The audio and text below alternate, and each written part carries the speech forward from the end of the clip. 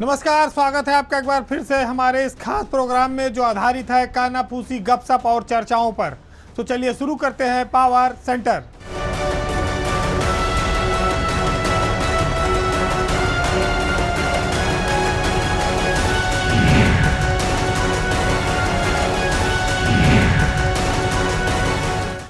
उत्तर प्रदेश में योगी सरकार अपने दूसरे साल में प्रवेश कर चुकी है। 25 मार्च को दूसरा साल पूरा हो जाएगा। उससे पहले लोकसभा के चुनाव की आचार संहिता भी मार्च में ही लगनी है। एक जो 2 साल से लगातार प्रतीक्षा चल रही है वो है मंत्रिमंडल के विस्तार की।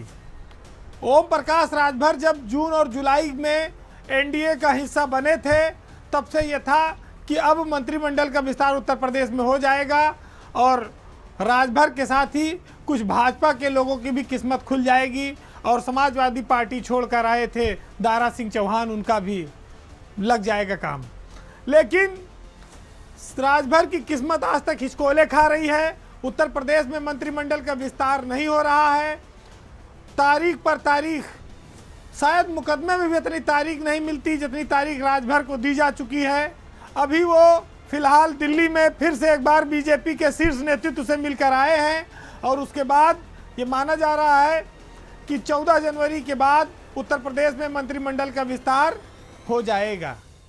योगी मंत्रिमंडल का विस्तार खाली राजभर या दारा सिंह चौहान ही नहीं कर रहे हैं, बीजेपी के तमाम नेता भी कर रहे हैं, जिनको ये उम्मीद है कि मंत्रिमंडल में 8 जगहें जो रिक्त हैं उसमें उनका अवसर लग सकता है। तो ये भी संभावनाओं पर चल रहा खेल है।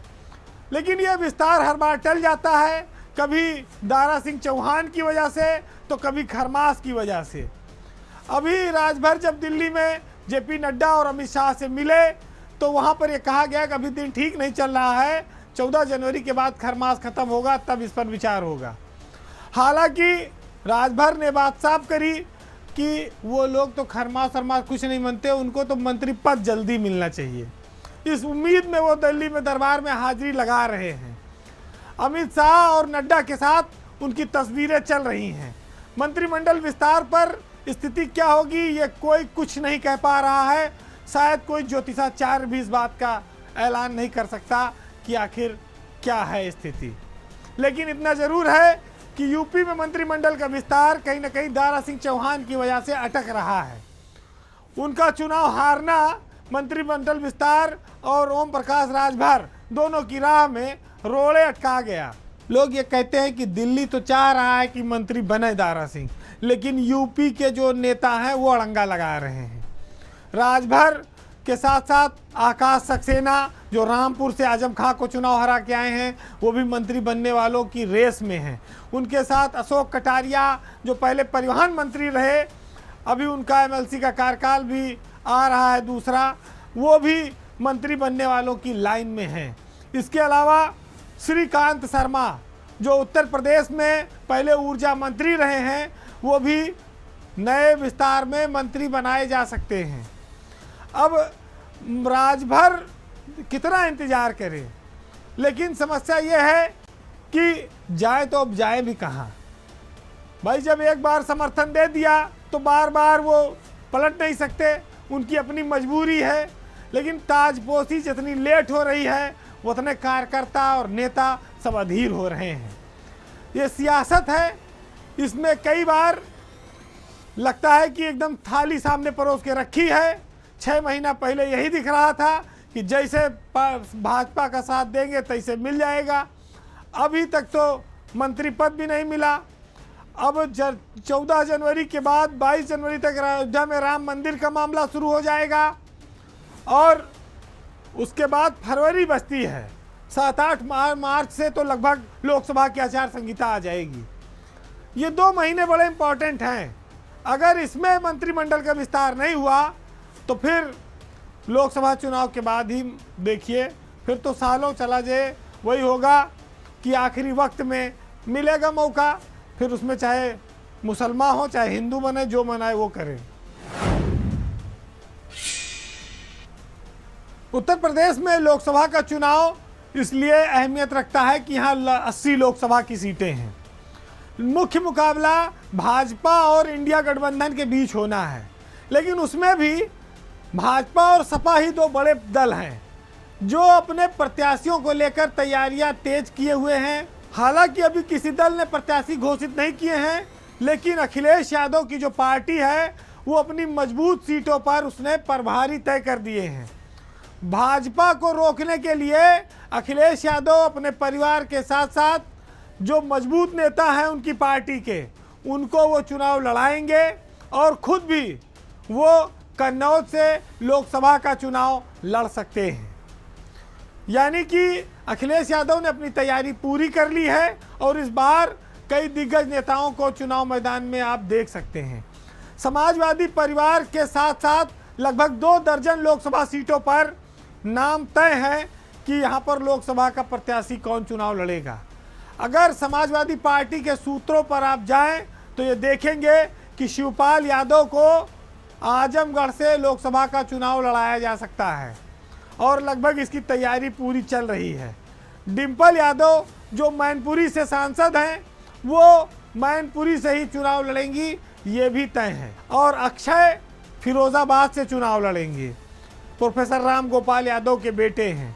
इसके अलावा उन्नाव से अन्नू टंडन का नाम लगभग फाइनल है। फैजाबाद से अवधेश प्रसाद को प्रभारी बनाया गया है और चंद्रशेखर आज़ाद तो बार बार बिजनौर के नगीना से चुनाव लड़ने का ऐलान कर रहे हैं। धर्मेंद्र यादव बदायूं से प्रत्याशी होंगे, ये भी स्थिति साफ है। डिम्पल यादव मैनपुरी से चुनाव लड़ेंगी, दोबारा ये भी स्थिति साफ है। इंद्रजीत सरोज कौशाम्बी से चुनाव लड़ाए जाएंगे लोकसभा का। और इसके अलावा काजल निषाद, एक फिल्मी हीरो के मुकाबले काजल निषाद भी गोरखपुर से चुनाव लड़ सकती हैं क्योंकि उनका भी फिल्मी बैकग्राउंड है। अंबेडकर नगर से लालजी वर्मा को भी समाजवादी पार्टी प्रत्याशी बनाने की तैयारी में है। समाजवादी पार्टी इस बार अपने प्रदेश अध्यक्ष नरेश उत्तम पटेल को फतेहपुर से चुनाव लड़ाने की तैयारी में है। इसके अलावा डॉक्टर नवल किशोर को फर्रुखाबाद से और राजीव राय को घोसी से लोकसभा का उम्मीदवार बनाया जाएगा। ये नाम लगभग तय है। तो ये साफ है कि जो इंडिया का गठबंधन उत्तर प्रदेश में बना है उसमें लगभग 60 सीटों पर लोकसभा की समाजवादी पार्टी लड़ेगी अकेले। बाकी की जो 20 सीटें हैं उसमें कांग्रेस और आरएलडी के बीच इंडिया गठबंधन में बंटवारा होगा। तो ये बड़े इम्पॉर्टेंट नाम है कि लोकसभा चुनाव में समाजवादी परिवार पूरे दमखम के साथ और उनके जो महत्वपूर्ण नेता हैं जिनको लगभग चुनाव में उतारना है उनको हरी झंडी दी जा चुकी है। जब इंडिया गठबंधन में सीट शेयरिंग के फार्मूले पर बंटवारे पर चर्चा होगी तो ये सारी सीटें समाजवादी पार्टी के कोटे में ही आएंगी। तो कांग्रेस ऐसा लगता है कि लोकसभा में 10 से 15 सीटों के बीच गठबंधन के साथ चुनाव में आएगी और बाकी सीटों पर रालोद के साथ समाजवादी पार्टी कांग्रेस गठबंधन करके चुनाव लड़ेंगे। समाजवादी परिवार के साथ साथ उनकी पार्टी के जो दिग्गज नेता हैं उनको चुनाव मैदान में उतारकर वोटों के ध्रुवीकरण को रोकने के साथ साथ भाजपा को मजबूत टक्कर देने की तैयारी में है सपा। अब ये आने वाले कुछ दिनों में इस बात का और खुलासा होगा, लेकिन इतना ज़रूर है कि 60 पर सपा, 20 में बाकी गठबंधन। वैसे तो भाजपा में अनुशासन के नाम पर बातें बहुत होती हैं, लेकिन जब जिलों में जाइए तो आपस में गुटबाजी, बयानबाजी, टांग खिंचाई बहुत जम के है। उत्तर प्रदेश में इन दिनों भाजपा के केंद्रीय मंत्री और एक विधायक के बीच शीत युद्ध चल रहा है, जुबानी जंग चल रही है। मामला लखीमपुर खीरी जिले का है, जहां पलिया से विधायक हैं रोमी साहनी और केंद्रीय मंत्री हैं अजय मिश्रा टेनी। इन दोनों के बीच सियासी तलवारें खिंचती नजर आ रही हैं। ऐसा लोकसभा चुनाव में टिकट की दावेदारी के चलते हुआ है। ये जो विवाद पैदा हुआ है वो इसलिए कि सुनने में ये आया कि पलिया से विधायक रोमी साहनी लोकसभा का टिकट चाहते हैं, उसकी दावेदारी कर रहे हैं। और वहाँ से सांसद हैं अजय मिश्रा टेनी, जो इस समय देश के गृह राज्य मंत्री के पद पर आसीन हैं। उनको ये बात पता लग गई। उसके बाद उन्होंने भरी मीटिंग में ये कहा कि विधायक तो ज़मीन कब्जाने से फुर्सत नहीं है, उनको चुनाव क्या लड़ेंगे।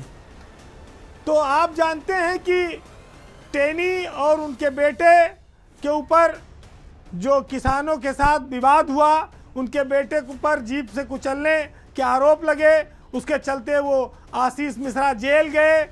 और इन सब हालातों को देखते हुए रोमी साहनी ने सोचा कि शायद भाजपा इस बार अजय मिश्रा को टिकट न दे तो अपना एक पत्ता लगा दो, दावेदारी कर दो, आने वाले वक्त में हो सकता है माहौल ठीक बने तो लोकसभा का टिकट मिल जाए।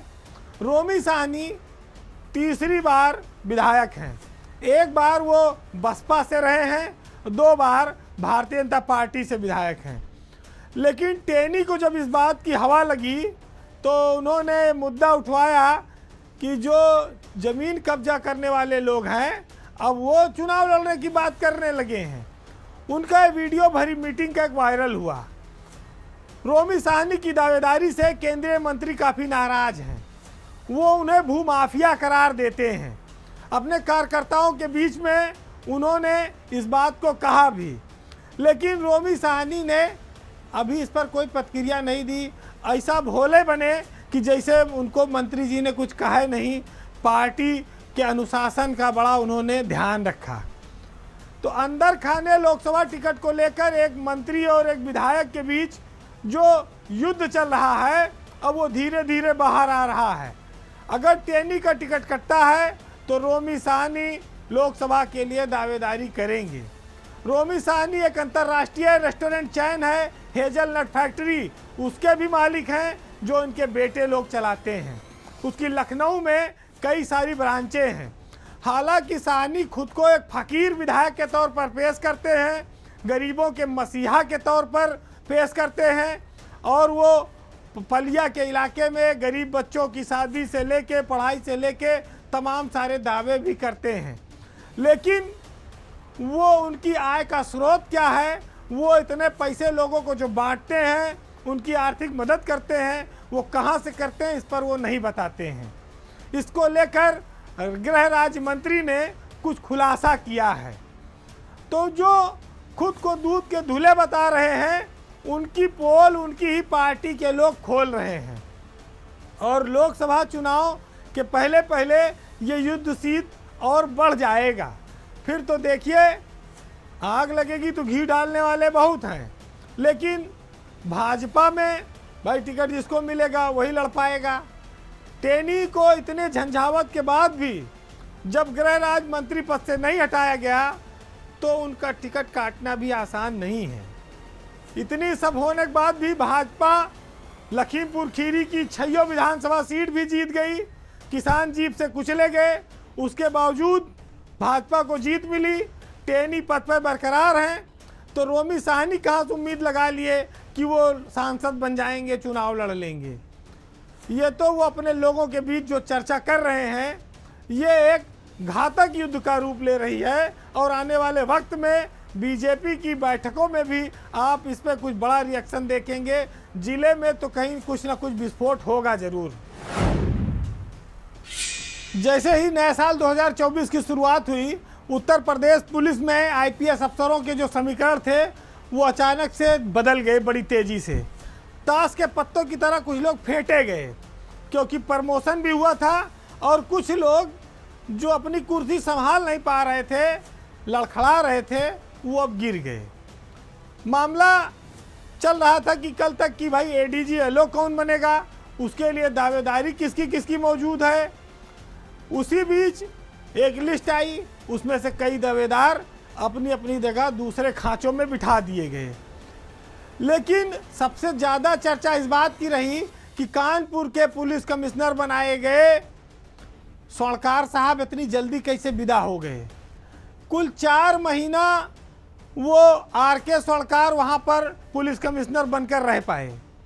1996 बैच का यह आईपीएस अफसर सरकार के को भाजन का शिकार बन गया, और उसको ऐसी जगह भेजा गया है जहां ट्रेनिंग सेंटर में जो सजा की पोस्टिंग मानी जाती है। स्वर्णकार की अचानक विदाई क्यों हो गई, इसको लेकर उत्तर प्रदेश के पुलिस महकमे में चर्चा है, क्योंकि वो एडीजी रैंक के अफसर हैं। सरकार उन्हें ट्रेनिंग सेंटर में कॉलेज में भेजी है सीतापुर में, जो सबसे खराब पोस्टिंग होती है, जहां अभी तक सुजीत पांडे थे। सुजीत पांडे को अब वापस मुख्य धारा में लाया गया है। तो ये स्वर्णकार पे और ऐसा क्या था खेल? ये बात बड़ी महत्वपूर्ण हो जाती है कि स्वर्णकार 4 महीना पहले ही कानपुर के पुलिस कमिश्नर बने और वहाँ पर पत्रकारों के साथ, वकीलों के साथ वो लगातार विवादों में फंसे रहे। ऐसी एक चर्चा ये भी आई कि आर.के. स्वर्णकार घर में कुछ कैमरा लगे होने की बात से बहुत नाराज थे और इसकी जानकारी कराने के लिए उन्होंने घर के बिजली के बोर्ड तक उखड़वा दिए कि कहीं पुराने वाले सीपी यहाँ पर कैमरा छुपा कर तो नहीं गए हैं या उनकी एक्टिविटी को कोई देखता और जानता है। तो ये सब अंदर खाने कहानियाँ चलती रही। इतना शंका और शक मिजाज वाला पुलिस कमिश्नर 4 महीने में ही उस बंगले से विदा हो गया। स्वर्णकार का जो पराभव काल था वो बहुत अल्प था, बहुत कम समय में वो परास्त होकर विदाई पर चले गए। लेकिन जब उदय हुआ तो 1994 बैच का हुआ। नए साल में 1994 का जो बैच है आईपीएस अफसरों का, उसको बहुत तरक्की मिली। वो मुख्य धारा में लोग लौटे और वो बेहतरीन पदों पर पहुंचे हैं। हालांकि इसमें से कई लोग एडीजी-एलओ पद के दावेदार थे, लेकिन खैर अब वो महत्वपूर्ण पदों पर तो आ ही गए हैं। उसमें अगर आप सबसे पहला नाम देखेंगे तो पिछले 3 साल से वनवास काट रहे थे सुजीत पांडे। उनका वनवास खत्म हुआ है, वो मुख्य धारा में लौटे हैं। उनको एडीजी पीएससी का चार्ज दिया गया है। सरकार ने उन पर भरोसा जताया है। सुजीत पांडे सरल स्वभाव के अफसर माने जाते हैं। अब उनको फिर से एक मौका मिला है। उनके साथ ही भर्ती बोर्ड में रहे डीके ठाकुर, उनको भी सरकार ने एडीजी जोन मेरठ का पद दिया है, बहुत महत्वपूर्ण पद। अखिल कुमार कानपुर के नए पुलिस कमिश्नर बनाए गए हैं। अखिल कुमार भी 1994 बैच ही हैं। लेकिन सबसे महत्वपूर्ण ट्रांसफ़र राजीव सब्बरवाल का है। सब्बरवाल ईमानदार छवि के अफसर हैं, लेकिन ऐसा क्या हुआ कि उनको मेरठ से हटाकर ट्रेनिंग कॉलेज एकेडमी भेजा गया? ऐसी कौन सी सज़ा उनको दी गई, इस पर अभी रहस्य पर पर्दा पड़ा हुआ है, इसका खुलासा नहीं हुआ है। लेकिन इसी बीच हम आपको ले चलेंगे कि एडीजी-एलओ के पद के अब कौन कौन दावेदार बचते हैं, क्योंकि सब्बरवाल को किनारे लगाकर कुछ लोगों ने एडीजी-एलओ पद के कुछ नए दावेदार पैदा कर दिए। पुराने दावेदारों में अखिल कुमार और सब्बरवाल दूसरी जगह चले गए। अब बात आती है कि ये नए दावेदार कौन हैं।